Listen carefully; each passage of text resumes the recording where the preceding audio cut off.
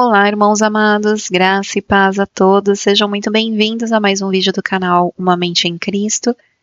Eu sou a Kissela e hoje, para a honra e glória do nosso Pai, faremos a leitura do 208º dia, seguindo com o livro de 2 Crônicas, capítulo 19, versículo 1 ao capítulo 20, versículo 37, livro de Romanos, capítulo 10, versículo 14 ao capítulo 11, versículo 12, Salmos capítulo 21, versículos 1 ao 13 e Provérbios capítulo 20, versículos 4 ao 6. Amadas, antes de iniciarmos a leitura, vamos agradecer ao nosso Pai e pedir a direção para o estudo? Pai amado, graças te damos por tudo. Te agradecemos pelo teu amor, pelo teu cuidado e te pedimos perdão por todos os nossos pecados, pois somos totalmente dependentes da tua misericórdia. Te pedimos que o Espírito Santo de Deus nos dê a direção nessa leitura, para que nós tenhamos o entendimento da Tua Palavra de acordo com a Tua vontade. Que assim seja em nome do Senhor Jesus Cristo. Amém. 2 Crônicas, capítulo 19, versículo 1 ao capítulo 20, versículo 37. Josafá, rei de Judá, voltou em paz para sua casa em Jerusalém. O vidente Jeú, filho de Anani, saiu ao encontro do rei Josafá e lhe disse: Será que você deveria ajudar o perverso e amar aqueles que odeiam o Senhor Deus? Por isso, a ira do Senhor caiu sobre ele. No entanto, boas coisas foram encontradas em você, porque tirou os postes da deusa Aserá da terra e pôs no coração o propósito de buscar a Deus.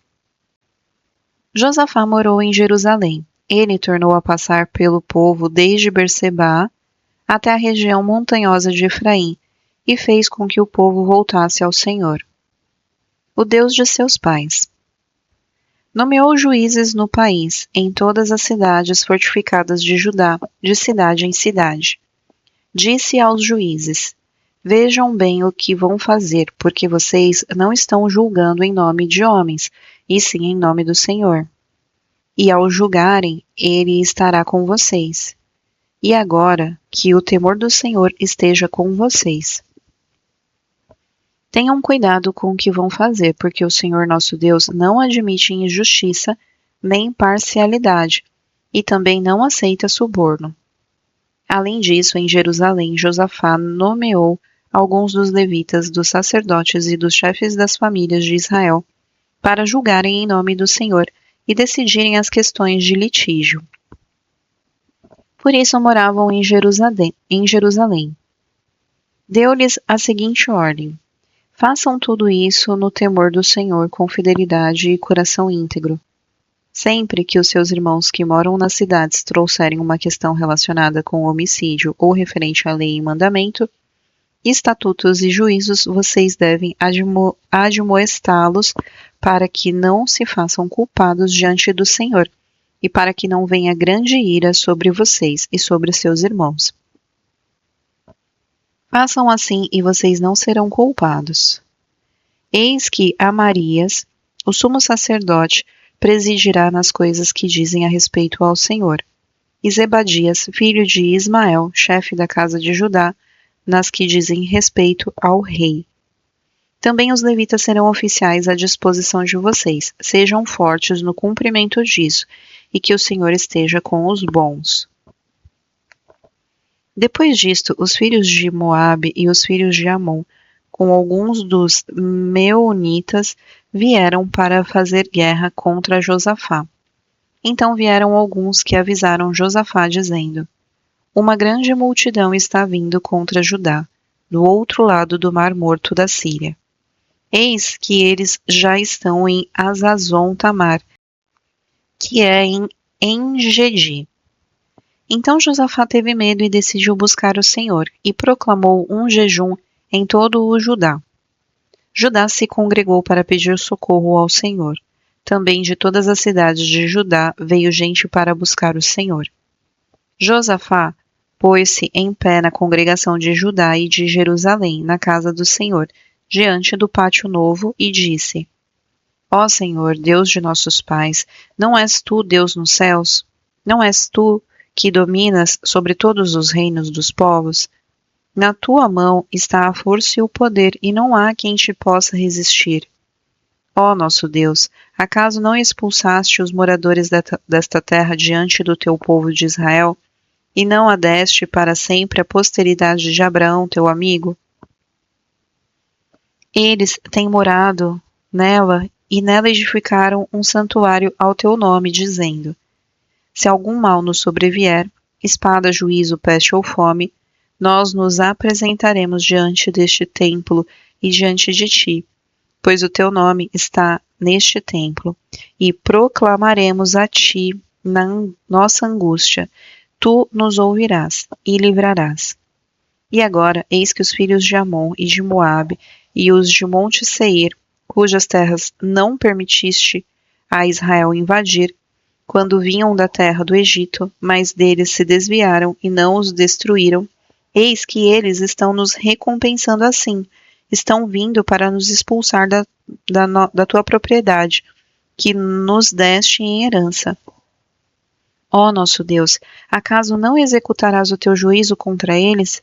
Porque em nós não há força para resistirmos a essa grande multidão que vem contra nós. Não sabemos o que fazer, mas os nossos olhos estão postos em ti.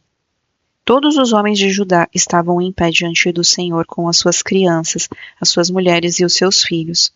Então, no meio da congregação, o Espírito do Senhor veio sobre Jaaziel, filho de Zacarias, filho de Benaia, filho de Jeiel, filho de Matanias, levita dos filhos de Asaf. Jaaziel disse: escutem com atenção, todo o Judá, moradores de Jerusalém e rei Josafá. Assim diz o Senhor: não tenham medo, nem se assustem por causa da grande multidão, pois esta batalha não é de vocês, mas de Deus. Amanhã vocês irão ao encontro deles. Eis que eles virão pela ladeira de Ziz, e vocês os encontrarão no fim do vale, em frente do deserto de Jeruel. Neste encontro, vocês não precisarão lutar. Tomem posição e fiquem parados e vejam a salvação que o Senhor lhes dará, ó Judá e Jerusalém.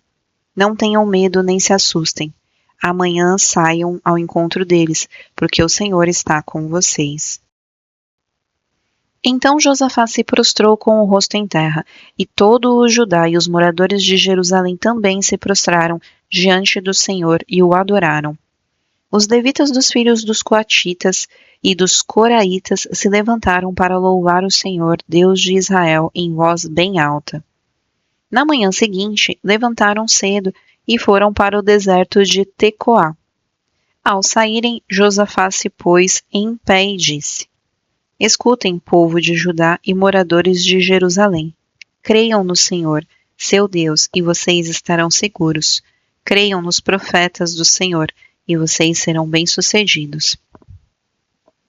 Depois de se aconselhar com o povo, Josafá designou os que deveriam cantar ao Senhor, vestidos de ornamentos sagrados e marchando à frente do exército. Deveriam louvar a Deus dizendo: deem graças ao Senhor, porque a sua misericórdia dura para sempre. No momento em que eles começaram a cantar e a dar louvores, o Senhor pôs emboscadas contra os filhos de Amon e de Moabe e os do Monte Seir que vieram contra Judá e foram derrotados. Porque os filhos de Amon e de Moabe se levantaram contra os moradores do Monte Seir para os destruir e exterminar. E quando eles tinham acabado com os moradores de Seir, atacaram e destruíram-se uns aos outros. Quando os homens de Judá chegaram a um lugar alto de onde se pode olhar para o deserto, procuraram ver a multidão, e eis que somente avistaram cadáveres estendidos no chão. Não havia nenhum sobrevivente. Josafá e o seu povo foram saquear os despojos e acharam entre os cadáveres riquezas em abundância e objetos preciosos. Pegaram para si mais do que podiam levar e gastaram 3 dias para saquear o despojo, de tanto que havia. No 4º dia eles se reuniram no vale de Beraca, onde louvaram o Senhor. Por isso, aquele lugar é chamado de Vale de Beraca até o dia de hoje. Então todos os homens de Judá e de Jerusalém voltaram com Josafá à frente deles. voltaram para Jerusalém com alegria, porque o Senhor lhes tinha dado uma grande alegria com a vitória sobre os seus inimigos. Entraram em Jerusalém ao som de liras, harpas e trombetas, e foram para a casa do Senhor. O terror da parte de Deus veio sobre todos os reinos daquelas terras quando ouviram que o Senhor havia lutado contra os inimigos de Israel. Assim, o reino de Josafá teve paz, porque Deus lhe deu de repouso por todos os lados. Josafá reinou sobre Judá. Ele tinha 35 anos de idade quando começou a reinar e reinou 25 anos em Jerusalém. A mãe dele se chamava Azubá e era filha de Sile. Ele andou no caminho de Asa, seu pai, não se desviou dele e fez o que era reto aos olhos do Senhor. Os lugares altos, porém, não foram destruídos, porque o povo ainda não tinha disposto o coração para com Deus de seus pais. Quanto aos demais atos de Josafá, tanto os primeiros como os últimos, está tudo escrito nas crônicas de Jeú, filho de Anani, que as inseriu na história dos reis de Israel. Depois disto, Josafá, rei de Judá, se aliou com Acasias, rei de Israel, cuja conduta era ímpia. Aliou-se com ele para construir navios que fossem a Tarsis. Os navios foram construídos em Ezion-Geber. Então Eliezer, filho de Dodavá, de Maressá, profetizou contra Josafá, dizendo: porque você se aliou com Acasias, o Senhor destruirá o que você construiu. E os navios se quebraram, e não puderam ir a Tarsis. Livro de Romanos, capítulo 10, versículo 14, ao capítulo 11, versículo 12. Como, porém, invocarão aquele em que não creram? E como crerão naquele em que nada ouviram? E como ouvirão se não há quem pregue?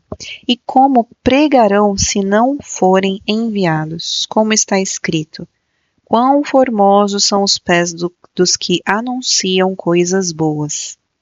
Mas nem todos obedeceram ao Evangelho, pois Isaías diz: Senhor, quem creu em nossa pregação? E assim, a fé vem pelo ouvir, e o ouvir pela palavra de Cristo. Mas perguntou: será que eles não ouviram? É claro que sim. A voz deles se espalhou por toda a terra, e as palavras deles alcançaram os confins do mundo. Perguntou mais: será que isso não chegou ao conhecimento de Israel? Moisés já dizia: eu farei com que vocês fiquem com ciúmes de um povo que não é nação.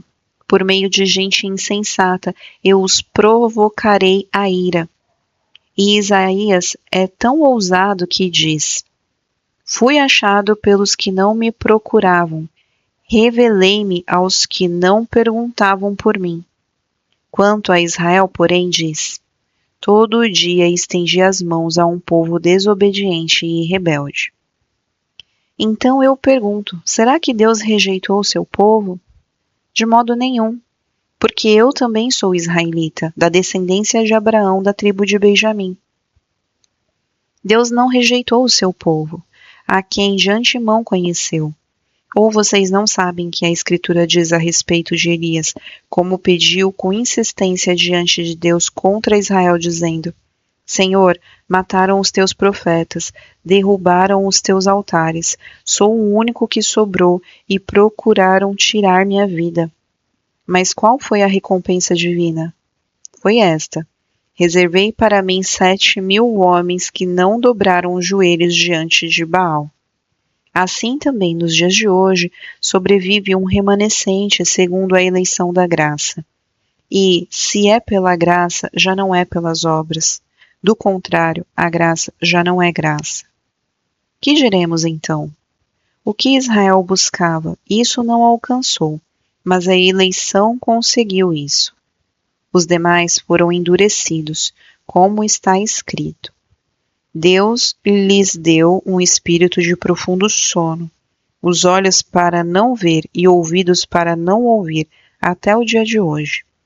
E Davi disse: que a mesa deles se transforme em laços e armadilhas, em tropeço e punição.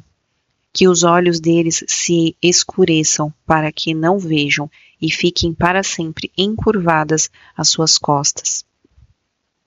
Então eu pergunto, será que eles tropeçaram para que caíssem? De modo nenhum. Mas pela transgressão deles a salvação chegou aos gentios, para fazer com que os judeus ficassem com ciúme. Ora, se a transgressão deles resultou em riqueza para o mundo e a diminuição deles resultou em riqueza para os gentios, quanto mais a plenitude deles. Livro de Salmos, capítulo 21, versículos 1 ao 13.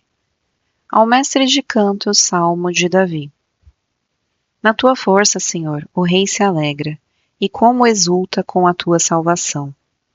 Tu lhe satisfizeste o desejo do coração, e não lhe negaste as súplicas dos seus lábios. Pois o supres das bênçãos de bondade, e lhe pôs na cabeça uma coroa de ouro puro. Ele te pediu vida, e tu lhe deste, sim, longevidade para todo sempre. Grande é a glória dele por causa da tua salvação, de esplendor e majestade o cobriste. Pois o puseste por bênção para sempre e o encheste de alegria com a tua presença. O rei confia no Senhor e pela misericórdia do Altíssimo jamais vacilará. A mão dele alcançará todos os seus inimigos e a sua mão direita apanhará os que o odeiam.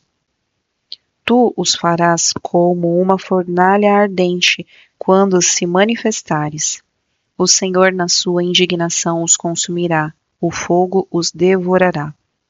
Destruirás da terra a sua posteridade e a sua descendência de entre os filhos dos homens. Se contra ti planejarem o mal e armarem ciladas, não obterão êxito, porque tu os porás em fuga e mirarás o rosto deles com o teu arco. Exalta-te, Senhor, na tua força, nós cantaremos e louvaremos o teu poder. Livro de Provérbios, capítulo 20, versículos 4 ao 6. O preguiçoso não ara as terras porque é inverno, por isso no tempo da colheita procura e não encontrará nada. Os propósitos do coração humano são como águas profundas, mas quem é inteligente sabe como trazê-los à tona. Muitos proclamam a sua própria bondade, mas alguém que é digno de confiança, quem o achará?